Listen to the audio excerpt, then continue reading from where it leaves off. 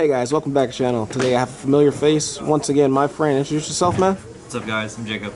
And Jacob, you're back on the channel this time doing what? Brought you back Mannadium. So we went to, played the box tournament today, went X-1, lost one round in time, and we got tied for first place. It always happens like that over the 5-rounders. Before we get started, is there any shout-outs or anything you want to say, dude? Shout out to Row Games, obviously the best locals. Shout out to the wife and baby at home.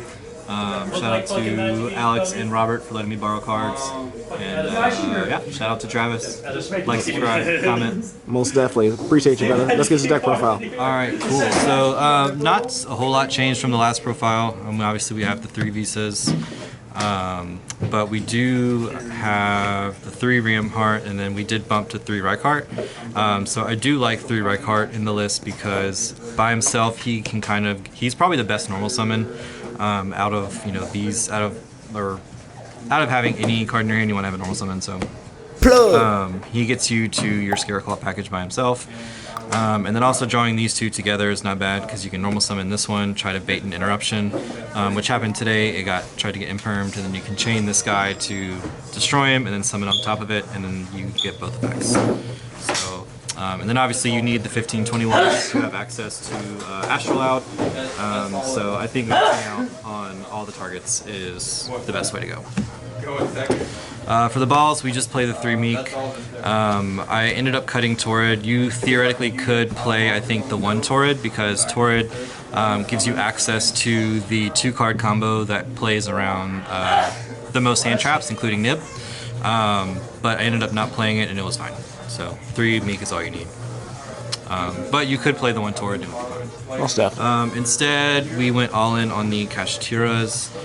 So this is an increase from the last version of the deck where I went up on the Fenrirs. So playing the 3 Fenrirs, and you'll see in the field spell section too that we went a little bit more. So I think this format, playing the board breakers is probably a little bit better. You can actually play really well going second with this deck as long as you have non-engine.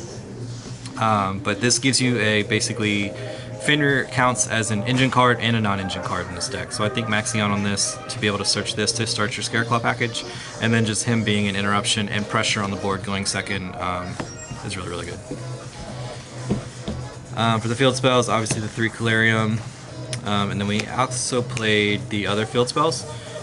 So Pressure Planet to get you to Fenrir, so basically you're playing 5 copies of your Scareclaw package there.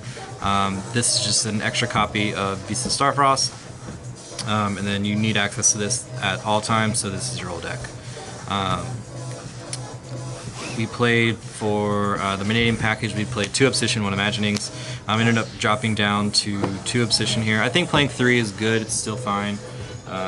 But I needed to make some concessions in order to add the extra Fenrir and the extra field spells, so I did drop one of these, but I think playing 3 is still good because you have to have access to Calarium in order for your deck to work. And Imaginings was cool. There was one game where this unbricked me, and there was one game where this drew me into my side cards, so I think it's still worth playing.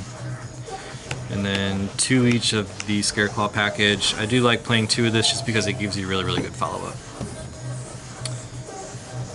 Consistency cards, Rhoda and Terraforming, just added consistency to your deck. And if your deck dies to draw regardless of what you do, so you might as well just play the added consistency, so put them on Better Habit and just make your deck more consistent. For non-engine, Eclipse and Talents, and then I guess the 3 imperms too. So this is my 9 non-engine. Didn't really want to play any monster hand traps because you're going to play into Talents and Thrusts, especially with Unchained running around. So Talents is an extra consistency card. I feel like here we have to play Eclipse because we have Jay that plays Pearly, so you have to have some kind of outs in Noir. And then Imperm just being the best non-monster hand trap. And then the 40th card is the counter trap. Hey, perfect 40. Love that. Yes, sir. Love to see 40. I wouldn't go over 40 at all in this deck. Most definitely. Let's go ahead and check out the extra deck then, bro. Extra, the 2 Vicious. Don't think you need to play the 3rd one. But there was a game where a 3rd one would have come up, but just it doesn't happen enough for you to need it.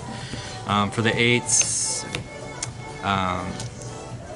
Visas is any card in your deck basically, so being able to get to this to get you to your field spells that you need. A lot of times you can use this to get to the tier planet, so playing the tier planet actually helps you out, just to help you unbrick you.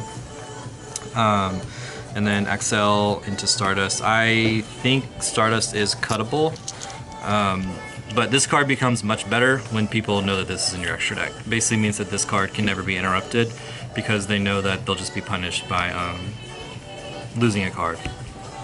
But I think in the next set, when you have to make room for the level 6 Synchro, I think you end up probably gonna have to cut the Stardust.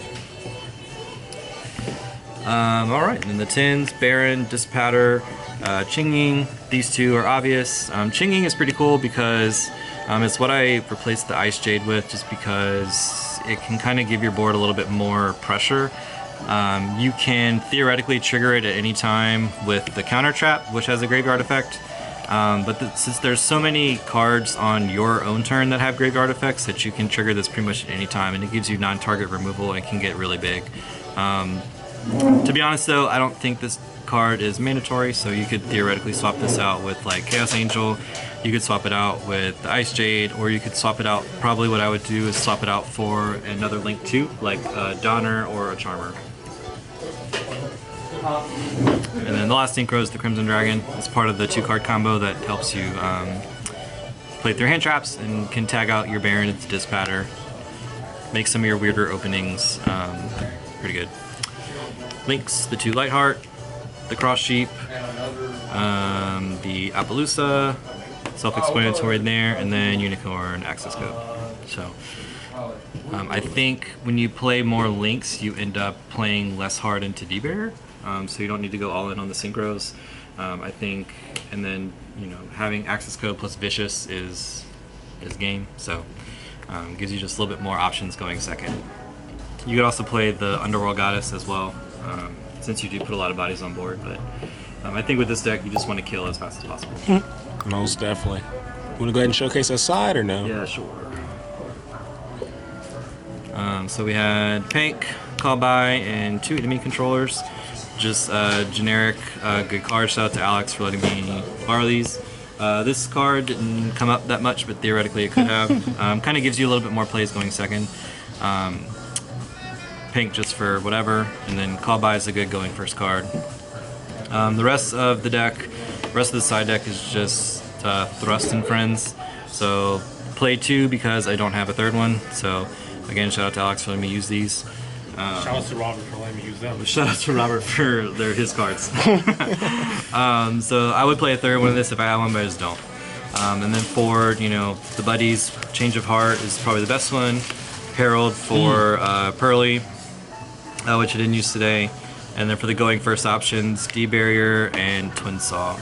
This one's the best one because this one you have access to with your Scareclaw package or like your Visa Star Frost package. So this one's just really good as a blackout, or if you're going against a deck like Salomon Great or a deck that Link summons, you can just search this, set it off of Thrust, pop it with Baron, and then it's in the graveyard for as a floodgate.